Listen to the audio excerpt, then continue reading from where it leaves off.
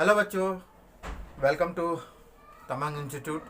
और आज मैं क्लास 9th के लिए सर्कल चैप्टर शुरू करने वाला हूँ। और इसमें सारे हम सर्कल के बारे में स्टडी करेंगे। सर्कल के सारे इम्पोर्टेंट्स टर्म्स जो जो यूज होते हैं वो हम इसको कवर करेंगे। और प्लस इसके अलावा जितने भी प्रॉपर्टीज़ सर्कल से रिलेटेड है या कोई भी थ्योरम्स है तो हम इसमें कवर करेंगे। और ये काफ़ी इंटरेस्टिंग वीडियोस बनेंगे।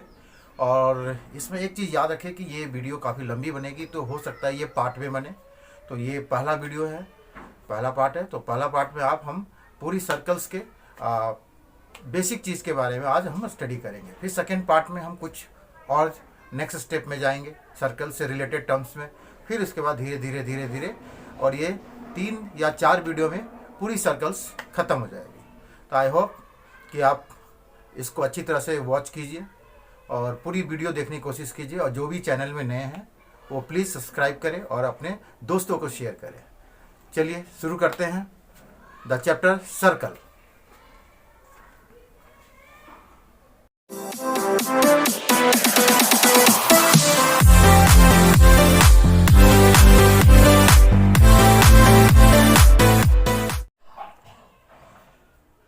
तो चलिए सबसे पहला टॉपिक से दिमाग में ये क्वेश्चन आता है कि सर्कल, व्हाट इज सर्कल, है ना। तो सबसे पहले आप कोशिश कीजिए कि इसको समझने की सर्कल क्या है। देखिए सबसे पहला क्वेश्चन आता है कि व्हाट इज सर्कल, क्या है सर्कल। डेफिनेशन को हम बाद में डिफाइन करेंगे, पहले हम इसको समझते। मान लीजिए हमने एक फिक्स पॉइंट लिया है, यहाँ पर हमने एक फिक्स पॉइंट लिया है जिसको हमने इसको O से इंडिकेट किया, ठीक है। अब यहाँ से मान लो कि हम इक्वल दूरी पे, माने एक फिक्स दूरी पे हमने एक पॉइंट ले लिया यहाँ पर P, ठीक है बच्चे। अब इसी तरह से बहुत सारे पॉइंट्स ले लो आप जिसकी दूरी सेम होनी चाहिए, यानी फिक्स डिस्टेंस पे अगर आप इस तरह से, है ना, बहुत सारे पॉइंट्स को लेंगे जिसकी जो डिस्टेंस है, मतलब कि इस तरह से हमने क्या किया, बहुत सारे पॉइंट्स ले लिए। जैसे P है, P1, P2, P3, P4, है ना, इनफाइनाइट नंबर ऑफ पॉइंट्स को हमने, है ना, जितनी हमने ये कांस्टेंट डिस्टेंस लिया हमने, ठीक है। अब जब हमने देखा तो हमने क्या एक नया स्ट्रक्चर बना, और ये स्ट्रक्चर को हम कहते हैं सर्कल। मतलब साफ है कि सर्कल को अगर हम डिफाइन करें तो हम इस तरह से डिफाइन कर सकते हैं कि circle is defined as the locus of all the points. इस सारे ये सब क्या है, पॉइंट्स है ना। तो अगर हम इसको ध्यान से देखें, इसको हम अगर हम फिक्स माने, जिसको हमने सेंटर माना है, तो अगर इसको डिफाइन करें तो हम डिफाइन कर सकते हैं कि define as the locus of all the points around a fix point. और फिक्स पॉइंट कौन है यहाँ पर, O। मतलब कि हमने देखा कि अगर हम यहाँ से डिस्टेंस R ले ले, एक दूरी ले ले, है ना, तो एक पॉइंट ले ले, फिर हमने P1 ले लिया, P2 ले लिया, इस तरह से हमने बहुत सारे पॉइंट्स ले लिए जिसकी दूरी सेम होगी, ठीक है, एक फिक्स डिस्टेंस पे।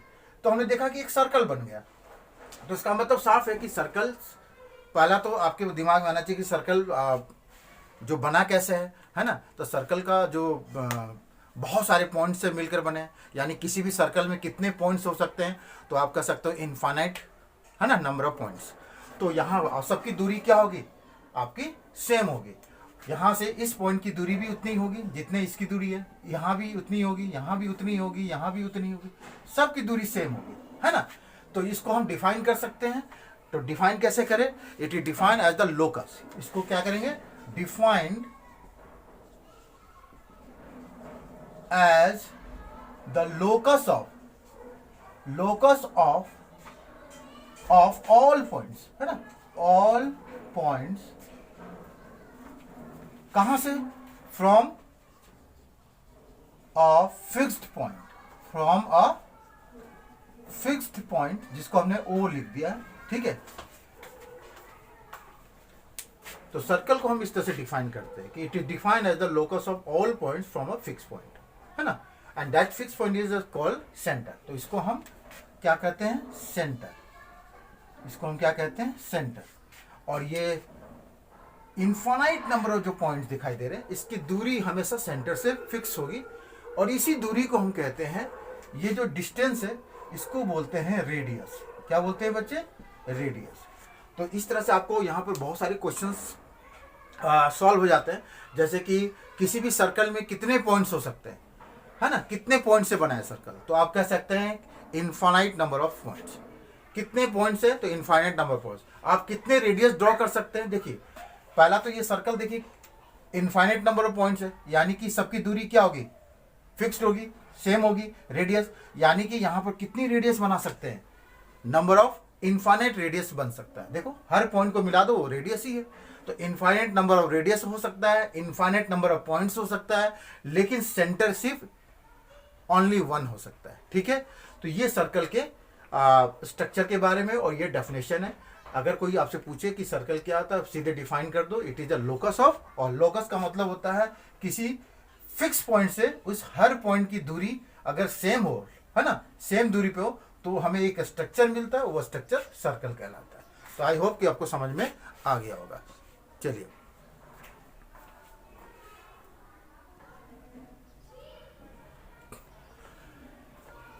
तो नेक्स्ट जो हम पॉइंट पढ़ेंगे वो है आपका circular disc and concentric circle.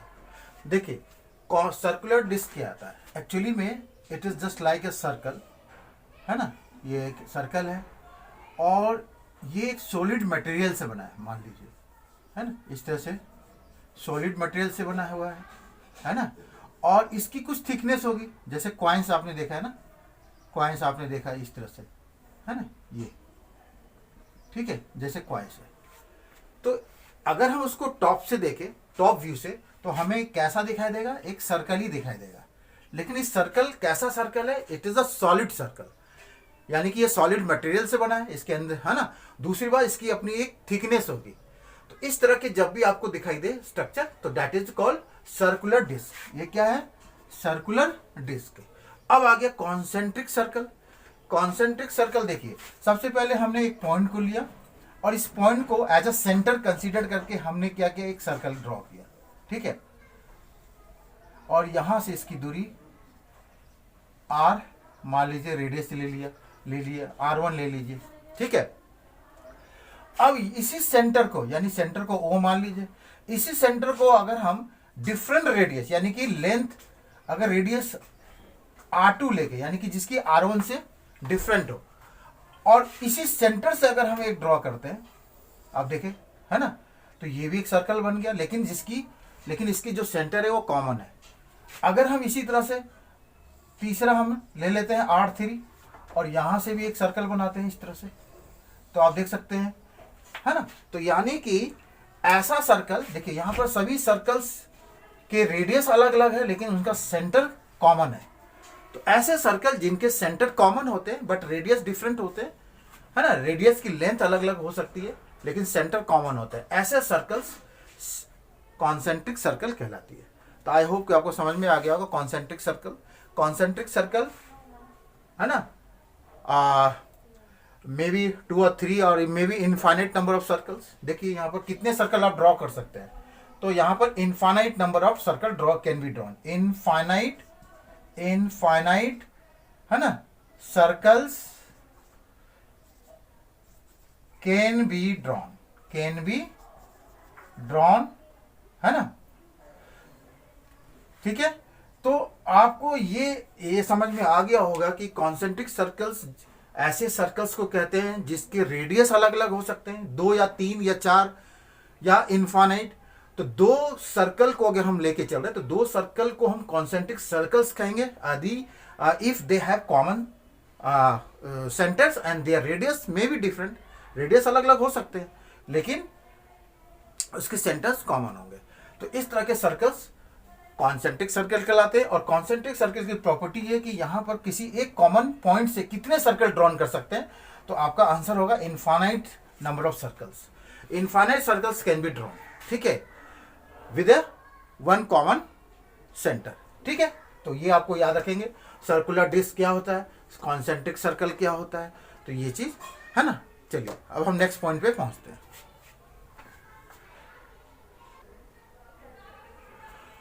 चलिए अब हम नेक्स्ट कुछ इंपॉर्टेंट टर्म्स यूज पढ़ेंगे जिसमें जो सर्कल से रिलेटेड है।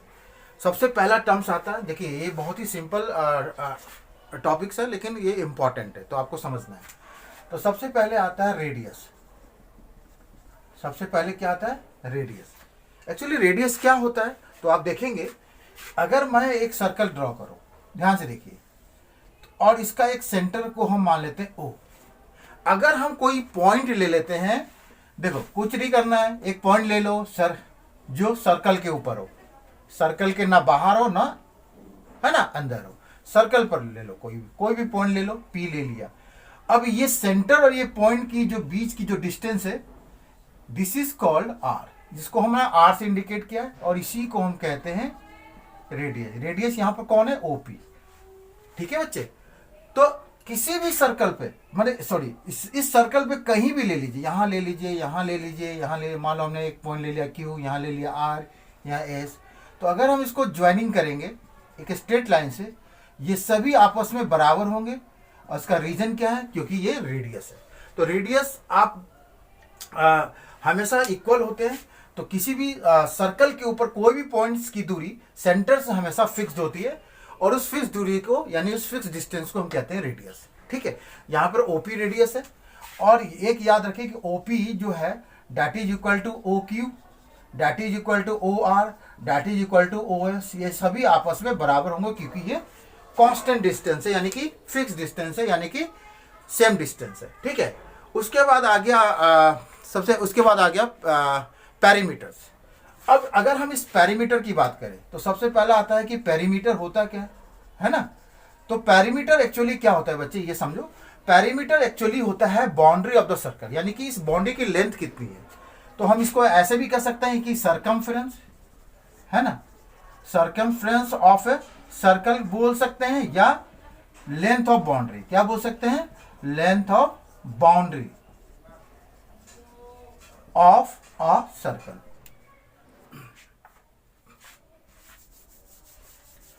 तो perimeter is the length of boundary of circle, and the formula is, इसको हम पी से इंडिकेट कर रहे हैं, P equal to 2 pi into R. Capital R ले रहे हैं because we are taking R as a radius. तो 2 पाई आर, एंड पाई की वैल्यू जो होती है वो फिक्स होती है, and that is equal to 22/7 और 3.14। तो आपको ये याद रखना है वैल्यू, और आर जो है यहाँ पर रेडियस है। अब ये फॉर्मूला आया कैसे? तो ये फॉर्मूला को हम इस तरह से अब आप या तो ये फॉर्मूला को याद कर लीजिए। अब आपको अगर समझना है कि ये फॉर्मूला आया कैसे, लेंथ ऑफ बाउंड्री कैसे 2 पाई आ रहा है, तो देखिए सबसे पहले अगर मान लीजिए कि हमने यहाँ पर ये जो सेंटर है, जिसको एक सर्कल ड्रॉ कर रहे हैं, ठीक है, और मान लो यहाँ पर एक सेंटर है, यहाँ पर पॉइंट है ना, हम यहाँ से चलना शुरू किए। मान लो यहाँ से इस ए से हमने यहाँ पर पहुँचा बी, और यहाँ से जो एंगल बना वो थीटा बना। ठीक है बच्चे, क्योंकि अच्छा ओ ए क्या यहाँ पर रेडियस है, ये भी रेडियस है। अच्छा मान लो कि हम यहाँ से ए से बी चले, ए से कहाँ चले? बी चले, और जिसके कारण एंगल बना थीटा, कहाँ पर? सेंटर पे। अब अगर हमें ए बी की लेंथ निकालनी है, तो ए बी की जो लेंथ होती है बच्चे, वो होती है रेडियस इनटू जो भी एंगल बन रहा है वो थीटा। ठीक है, यानी कि ए बी की लंबाई, यहाँ पर ए बी को हम कहेंगे आर्क, इसको क्या कहेंगे? आर्क। यानी आर्क की लंबाई कैसे निकालते हैं? रेडियस इनटू जो भी एंगल सबटेंड हो रहा है उसको मल्टीप्लाई कर दो। अब यहाँ पर ए बी की जो लंबाई है वो हो गया आर इंटू थीटा। ठीक है, अब ये जो थीटा है यहाँ पर, है ना, अब अगर मान लो कि ये ए से चला, हम बी पे ना जाके हम पूरी कंप्लीट रोटेट करते हुए वापस ए पे आ जाए, है ना, ये जो बी पॉइंट दिखाई दे रहा है ये पूरी तरह से रोटेट होके यहाँ ए पे आ जाए वापस, तो हम कितनी एंगल बनाएंगे? आपको पता है 360 डिग्री। तो 360 को हम बोलते हैं 2 पाई। यानी कि अगर हमें ये कंप्लीट मतलब कि अगर ये पूरी कंप्लीट, है ना, रोटेट हो, इन कंप्लीट रोटेशन, तो इसकी जो एंगल आएगी क्या आएगी? यही तो है ना ए बी। अगर ये कंप्लीट रोटेशन आएगा दैट इज क्या है? पेरीमीटर ही तो होगा, है ना, और पेरीमीटर इक्वल टू आर, और जो एंगल बनेगा वो आ जाएगा 2 पाई 1/8, है ना, 360 डिग्री बनेगा ना। तो यहां से आपको फॉर्मूला आ गया 2 पाई इंटू आर। तो आई होप कि आपको समझ में आ गया होगा कि ये फॉर्मूला कहाँ से आया, है ना। देखिए सबसे पहले एक सर्कल ले लीजिए। सर्कल में हमने यहाँ पर एक रेडियस लेके यहाँ से हमने ए पहुँचे चलना शुरू किया और यहाँ पहुँच गया। मान लो कि या ए से बी पहुँचने में हमने थीटा एंगल बनाया। तो अगर इस ए बी की लंबाई निकालनी कि हमें ए बी की लंबाई कितनी होगी, आर्क इक्वल टू होगा जो भी रेडियस है, रेडियस इंटू एंगल। क्या होगा, रेडियस इंटू एंगल। तो रेडियस इंटू एंगल, तो यहाँ पर तो हम चलो ए बी की लंबाई हम निकाल सकते हैं सर आर इंटू और ये एंगल। लेकिन अगर हम ये कंप्लीट रोटेशन के लिए क्या होगा, यानी कंप्लीट रोटेशन यानी पेरीमीटर, तो पेरीमीटर क्या होगा, पूरी एंगल 360 डिग्री बनेगी। और 360 कितनी होती है, 360 डिग्री जो होती है बच्चे वो होता है 2 पाई। क्यों, क्योंकि पाई की जो वैल्यू होती है वो होती है 180 डिग्री। तो ये हो गया रेडियन में, पाई को हम रेडियन में, इसको हम रेडियन में कहेंगे और इसको हम किस में कहेंगे, डिग्री में। तो ये याद रखेंगे, अगर हम पाई का इस्तेमाल कर रहे हैं तो वो रेडियन में है, और अगर हम डिग्री में इस्तेमाल कर रहे हैं तो हम पाई की जगह 180 डिग्री लेंगे। तो आई होप कि आपको समझ में आ गया होगा। अगर हम, तो ये समझ में आया कि पेरीमीटर कितना हो गया, 2 पाई इंटू आर। तो इस तरह से हमने फॉर्मूला को, है ना, डिराइव किया। तो फॉर्मूला आप याद रखेंगे क्या होता है। उसी तरह से अब एरिया का, अब यहां पर आ जाते हैं एरिया। एरिया क्या होता है, देखिए ये जो सर्कल दिखाई दे रहा है, इस ये बाउंड्री है, बाउंड्री ने कितना एरिया इनक्लोज किया, मतलब कि इसके the boundary, the area under the boundary, यानी कि ये द एरिया क्या होता है, वो एरिया जो बाउंड्री से घिरा हुआ है, दैट इज द एरिया। और एरिया का जो फॉर्मूला होता है उसको हम ए से इंडिकेट कर रहे हैं, और एरिया का फॉर्मूला होता है पाई इंटू आर स्क्वायर। क्या होता है, पाई इंटू आर स्क्वायर। तो यहाँ पर पाई आपको पता है 22/7 होता है, यानी कि अगर डेसिमल में हम लेंगे तो 3.14, और R square, R is the radius of the circle. तो इस तरह से रेडियस, पेरीमीटर और एरिया आपको याद रखना है, ठीक है। चलिए नोट कीजिए। अब नेक्स्ट टॉपिक पढ़ेंगे आर्क। बेसिकली बच्चे आर्क, किसी भी सर्कल का आर्क 2 टाइप के होते हैं, है ना। एक होता है माइनर आर्क और एक होता है मेजर आर्क। तो पहले हम समझेंगे आर्क क्या होता है। देखिए मान लीजिए हमने एक सर्कल ले लिया, ठीक है, ये सर्कल ले लिया और यहाँ पर क्या है, सेंटर है। चलिए रेंडमली हमने कहीं भी 2 पॉइंट्स ले लीजिए आप। मान लीजिए हमने यहाँ एक पॉइंट ले लिया और यहाँ से हमने चला, ये बी तक चला, ठीक है। यहाँ से हमने ए से हमने स्टार्ट किया चलना बी तक। अब अगर हम इसको ज्वाइन कर दे सेंटर से इस तरह से, है ना, और मान लीजिए कि हम ए से जब बी चले तो हमने सेंटर पे जो एंगल बनाया वो मान लीजिए थीटा एंगल है ना। अब आपको निकालना है, सबसे पहले आप देखो कि हमें ए बी निकालना है, यानी आर्क, है ना। आर्क की लंबाई कैसे निकालेंगे, फॉर्मूला कैसे आया, तो पहले आप समझ लीजिए कि पेरीमीटर इक्वल टू क्या होता है, मुझे ये बताइए। पेरीमीटर या सरकमफ्रेंस भी बोल सकते हैं, पेरीमीटर या सरकमफ्रेंस ऑफ अ सर्कल। तो क्या होता है बच्चे, ये होता है तुम्हारा 2 पाई इंटू आर, लिख सकते हैं। अगर ये रेडियस आर है ना, तो 2 पाई इंटू आर, यानी कि हमें ये पता है कि perimeter equal to 2 pi R. अच्छा मुझे ये बताइए कि पेरीमीटर का मतलब क्या होता है, कंप्लीट 1 रोटेशन, यानी कि पूरी कंप्लीट 1 रोटेशन में मुझे ये बताइए कि ये एंगल कितना बनेगा, बताइए कितना बनेगा, 360 डिग्री। मतलब कि सरकमफ्रेंस ऑफ ए सर्कल कितने एंगल बनाएगी, 360 degree equal to 2 pi into R. बोलिए कह सकते हैं। अच्छा मुझे बताइए, हाँ, तो 360 degree equal to 2 pi R. तो आप मुझे बताइए कि अगर हम 1 डिग्री की वैल्यू निकाले तो 360 will comes to this part, तो 2 पाई आर इंटू 1/360 डिग्री लिख सकते हैं। तो यानी कि अगर हम थीटा एंगल बना रही है तो थीटा एंगल कितना हो जाएगा, थीटा एंगल अगर ये बना रही है तो यानी कि ए बी की लंबाई हो जाएगा, अगर ये एंगल थीटा बना रही है तो हो जाएगा 2 pi R into theta by 360 degree, है ना। तो यानी कि हमें ए बी की जो लेंथ है, ए बी की जो लेंथ है वो हम इस फॉर्मूला से निकालेंगे, यानी कि 2 pi R into theta by 360 degree. I hope कि आपको समझ में आ गया होगा, ठीक है। तो यानी कि अगर कभी भी आर की लंबाई निकालनी है तो हम ये फॉर्मूला इस्तेमाल करेंगे, ए बी यानी कि length of arc equal to हो जाएगा, सबसे पहले थीटा एंगल ले लो, ये जो एंगल बना रही है, उसके बाद 360 से डिवाइड कर दो और फिर इसको मल्टीप्लाई कर दो 2 pi into R, 2 pi into R. R यहाँ पर क्या है, रेडियस है, पाई की वैल्यू आपको पता है 22/7 एंगल दिया होगा। तो आपको जैसे कि मान लीजिए कि अगर मान लीजिए कि यहाँ पर इफ थीटा दिया हुआ है 30 डिग्री, सपोज दैट, है ना, तो आप इसकी लंबाई कितनी होगी तो आप निकाल सकते हैं, मान लो 30 डिग्री और आर तुम्हारा यहाँ पर आर दिया है 2 मीटर। चलिए, तो ए बी की लंबाई कितनी हो जाएगी, इस फॉर्मूला का इस्तेमाल कर सकते हैं।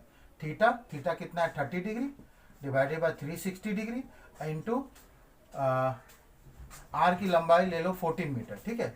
तो 2 इंटू पाई होता है 22/7 इंटू 14, ये आ जाएगा मीटर में।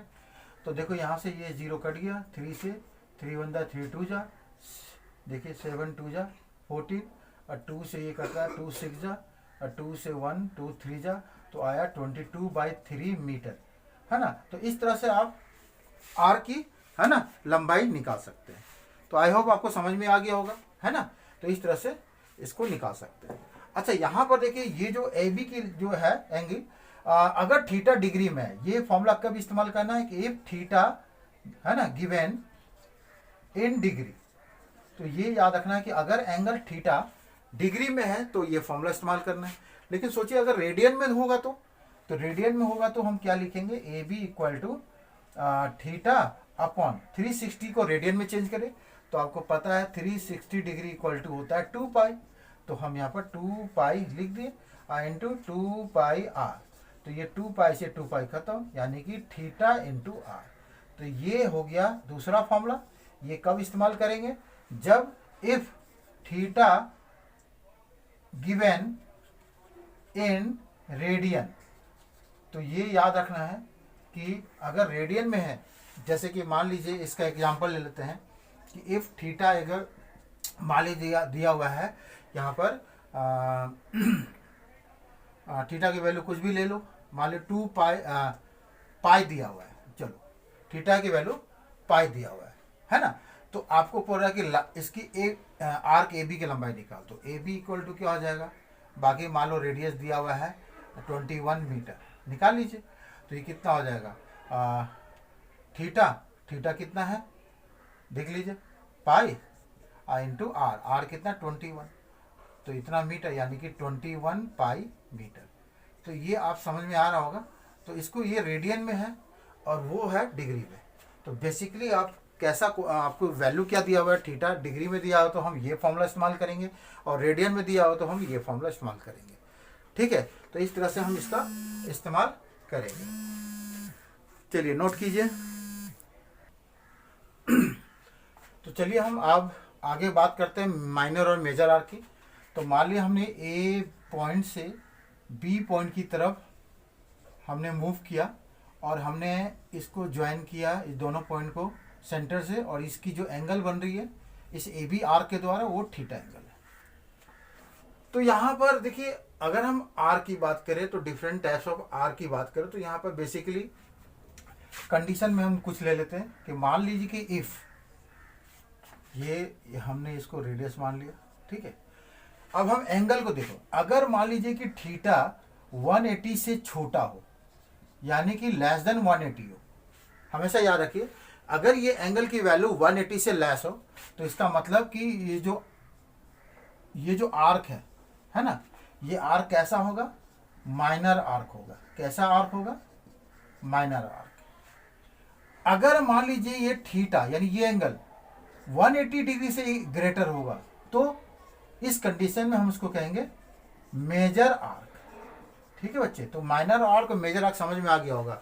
सीधे बोल देना कि जो एंगल आर्क ने जो सबटेंड किया है उसको हम 180 से रिलेट करेंगे, मतलब उसकी अगर वैल्यू 180 से छोटी है तो उससे जो आर्क बन रहा है वो माइनर होगा, और अगर थीटा 180 से ग्रेटर हो तो उसके द्वारा जो आर्क बन रहा है वो मेजर होगा।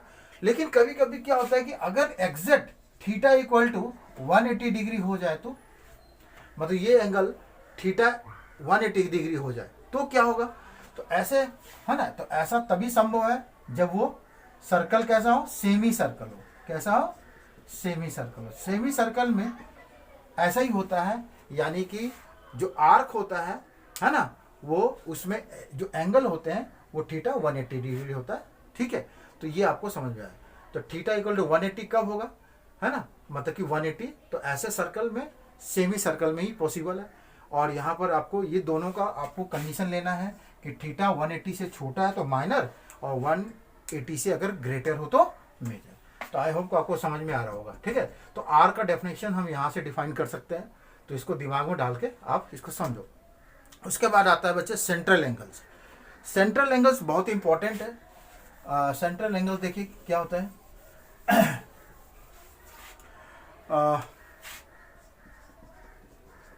सेंट्रल एंगल, सेंट्रल एंगल की कहानी कुछ ऐसे ही है। मान लो हमने एक सर्कल लिया है, ठीक है, ये एक सेंटर है ओ, और ये ए और बी एक आर्क ले लिया है हमने। ठीक है, ये ए बी एक आर्क है, इसको हमने, ये हो गया रेडियस। ठीक है, और ये हो गया मान लीजिए एंगल थीटा है। चलिए, अब सेंट्रल एंगल क्या है, देखिए सेंट्रल एंगल यानी कि यहाँ पर जो एंगल है वो यानी कि ए ओ बी, ये जो थीटा हमने लिया ये कौन सा एंगल है, ये एक्चुअली एंगल है आर्क के द्वारा जो एंगल बन रहा है सेंटर पे। क्या ये सेंट्रल एंगल है? नहीं। सेंट्रल एंगल कब होगा, इफ अगर हम रेडियस, यानी कि जो रेडियस की वैल्यू यूनिट लेंगे। यूनिट का मतलब होता है, आपको पता है, या तो 1 मीटर 1 सेंटीमीटर जो भी है, यूनिट अगर हम लेंगे, अगर आर की वैल्यू यूनिट के बराबर हो तभी जो एंगल होगा वो सेंट्रल एंगल कहलाएगा। यानी कि इफ आर, है ना, को अगर हम यूनिट लेंगे, यूनिट का मतलब हो गया कि यहाँ पर 1 मीटर या ऐसा, है ना, तब हम यहाँ पर एंगल जो बनेगा, ये जो एंगल जो बनेगा थीटा, ये बन जाएगा सेंट्रल एंगल, है ना। सेंट्रल एंगल तभी होगा जब हम आर की जो वैल्यू है वो यूनिट लेंगे, यूनिट का मतलब 1। ठीक है, अब यहाँ पर जो होता है बच्चे कि अगर मान लीजिए कि अगर ये थीटा, अगर मान लीजिए ये एंगल थीटा जो है, एंगल थीटा जो है 180 से अगर छोटा हो, है ना, अगर मान लीजिए 180 से छोटा हो और आर की वैल्यू हमने यूनिट लिया यानी सेंट्रल वैल्यू, तो सेंट्रल वैल्यू भी अलग अलग टाइप के हो सकते हैं ना।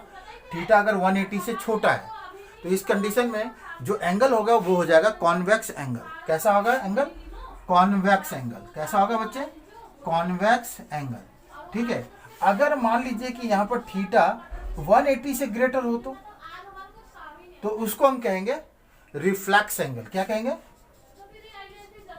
Reflex angle. तो ये आपको याद रखना है, थीटा अगर 180 से बड़ा तो रिफ्लेक्स, 180 से छोटा कॉन्वेक्स। लेकिन अगर मुझे ये बताइए कि अगर थीटा एग्जैक्ट 180 के बराबर हो तो इसको बोलते हैं स्ट्रेट एंगल। क्या बोलते हैं, स्ट्रेट एंगल। तो आई होप कि आपको ये समझ में आ गया होगा कि सेंट्रल एंगल कब होता है। पहले तो आपको ये समझना है कि जो एंगल आर के द्वारा जो बढ़ रहा है सेंटर पे, है ना, उस एंगल को लेना है। दूसरी, आर की वैल्यू यानी कि ए ओ बी सेंट्रल एंगल तब होगा जब हम आर को यूनिट मान लेंगे कोई, है ना, उसकी वैल्यू 1 के बराबर, और तभी वो सेंट्रल जो थीटा होगा सेंट्रल वैल्यू के रूप में होगा। दूसरी बात, सेंट्रल वैल्यू कितने टाइप के होते हैं, तो सेंट्रल वैल्यू के ये टाइप्स है ना, कॉन्वेक्स, रिफ्लेक्स और स्ट्रेट। तो सेंट्रल एंगल्स अगर 180 से, मान लो वो एंगल अगर 180 से छोटा है तो कॉन्वेक्स एंगल होगा, 180 से बड़ा तो रिफ्लेक्स, और 180 के एग्जैक्ट इक्वल होगा तो वो स्ट्रेट एंगल है। तो आई होप इसको आप नोट कीजिए। चलिए नेक्स्ट टॉपिक है कोड। कोड के बारे में बात करते हैं ऑफ ए सर्कल। मान लीजिए हमने एक सर्कल ड्रॉ किया, ये देखिए एक सर्कल ड्रॉ किया। ठीक है, अब यहाँ पर हमने कोई भी रेंडमली, ये सेंटर है, रेंडमली 2 पॉइंट ले लीजिए, ये पॉइंट हो गया ए और ये पॉइंट हो गया बी। अब इस पॉइंट को हमने मिला देना है। तो इस पॉइंट को मिला देने, है ना, तो ये straight line joining 2 points on a है ना, circumference of the circle is called chord. तो डिफाइन कैसे करोगे, the line joining between 2 points lies on the circle of the circle, lies on the circumference of the circle, this length is called chord. अब देखिए यहाँ पर अगर आप कोई भी 2 पॉइंट ले सकते हैं, मान लीजिए यहाँ भी हमने ले लिया, ये लीजिए जिसको मान लो सी और डी, यहाँ भी हम बना सकते हैं, यहाँ ले लीजिए, है ना, इसको मान लो ई और इसको एफ, तो यहाँ भी बना सकते हैं ऐसे, यहाँ ले लीजिए, है ना, ई एफ, यहाँ ले लीजिए जी और यहाँ ले लीजिए एच, अब इसको बनाए, ये देखिए ये भी एक कोड है ना। अब इन कोड को ध्यान से देखिए, तो एक कोड जो है वो सेंटर से होकर गुजर रही है, सभी कोड सेंटर से होकर नहीं गुजर रही है ना। तो ये अलग जो कोड है सेंटर से होकर गुजर रही है, इस कोड को हम सबसे लॉन्गेस्ट कोड मानते हैं, लॉन्गेस्ट कोड जो कि सेंटर से होकर पासिंग कर रही है, यानी पासिंग थ्रू सेंटर, है ना। तो ऐसे कोड को जो कि सबसे लंबी कोड है और जो सेंटर से गुजरती है ना, इस कोड को हम कहते हैं डायमीटर। तो डायमीटर का डेफिनेशन भी यहां से आया कि डायमीटर क्या है, diameter is the longest code which is passing through the centre of a circle. तो अगर आपसे पूछेगा what do you mean by diameter, तो आप कह दीजिए diameter is the code, is the longest code which is passing through the centre of the circle. और diameter के अगर हम रेडियस से रिलेशन लिखे, तो डायमीटर हमेशा रेडियस का क्या होता है, डबल होता है, यानी कि जस्ट डबल ऑफ रेडियस, या हम ऐसे कहेंगे radius just half of diameter. तो इस तरह से हम रिलेशनशिप भी हम बता सकते हैं, ठीक है। तो आप समझ में आ गया कोड।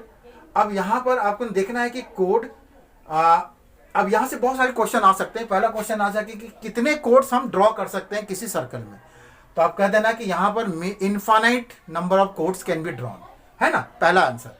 इनफाइनाइट, बहुत सारे कोड ड्रॉ कर सकते हैं, क्योंकि यहाँ पे पॉइंट्स बहुत सारे हैं, 2 पॉइंट्स यहाँ पर अनगिनत है, इनफाइनाइट है, बहुत सारे पॉइंट है, तो कोड्स भी हम बहुत सारे ड्रॉ कर सकते हैं।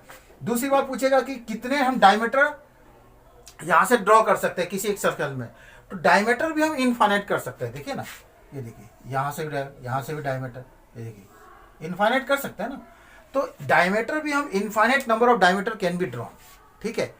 और डायमीटर का जो डेफिनेशन है वो क्या बन जाएगा कि diameter is the longest code and they must be passing through the centre, passing through the centre, तभी वो डायमीटर होगा। डायमीटर और रिलेशन क्या होता है रेडियस का, diameter just double of radius या radius just half of diameter. तो आई होप कि ये समझ में आ गया होगा।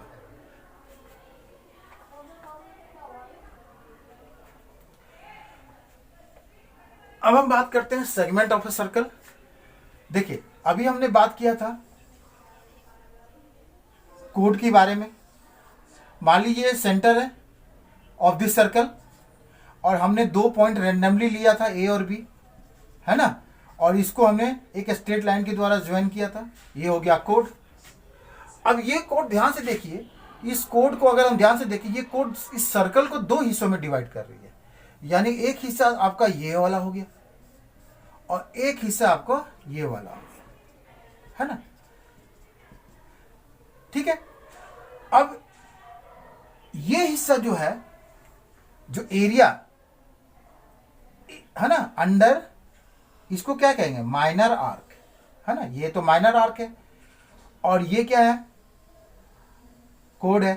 तो माइनर आर्क और कोड के बीच का जो एरिया है वो क्या कहलाएगा, बताइए, वो आ कहेगा माइनर सेगमेंट।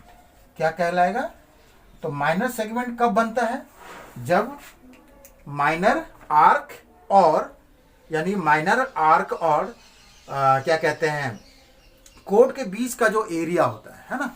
उसी तरह से अगर हम इसकी बात करें, यहां देखिए ये क्या है, आपका कोड है और ये क्या है बच्चे, ये है मेजर आर्क, ये क्या है, मेजर आर्क, है ना। तो इस आर्क के द्वारा और इस कोड के द्वारा जो बाउंड्री है, यानी कि जो एरिया है, जो सब है ना, जो क्लोज्ड है, इस एरिया को हम बोलते हैं मेजर सेगमेंट। तो मतलब कि बेसिकली यहाँ पर सेगमेंट जो है वो एरिया है ना। तो आपको देखना है कि माइनर सेगमेंट मतलब कि वो एरिया जो कि माइनर है, यानी कि जिसकी एरिया कंपेयर टू मेजर से अगर कंपेयर करेंगे तो वो छोटा होगा। तो इस तरह से आप इसको डिफाइन कर सकते हैं कि सेगमेंट ऑफ ए सर्कल। तो सेगमेंट ऑफ सर्कल 2 तरह के होते हैं, minor segment, major segment. Minor segment वो होता है द एरिया बाउंडेड बाय, बोलिए कैसे डिफाइन करेंगे, the minor segment the area, लिख देते हैं एरिया बाउंडेड, है ना, by minor arc and a कोड। ठीक है, और इसका क्या हो जाएगा, area bounded by major arc and a कोड, यानी कॉमन कोड, एंड अ कॉमन, ऐसा नहीं कि हम दूसरा कोई ले लेंगे, है ना, कॉमन कोड। तो इसका भी हम एंड अ कॉमन कोड। ठीक है बच्चे, तो इस तरह से हमने इसको समझा है। तो आई होप कि आपको बेसिक चीज़ आपको समझ में आ गया होगा। अब अगले जो वीडियो होगा उसमें हम आपको और भी सर्कल से रिलेटेड प्रॉपर्टीज़ के बारे में पढ़ेंगे। तो आई होप देखते रहिए और सब्सक्राइब कीजिए और लाइक कीजिए और अपने फ्रेंड को शेयर कीजिए। Thank you.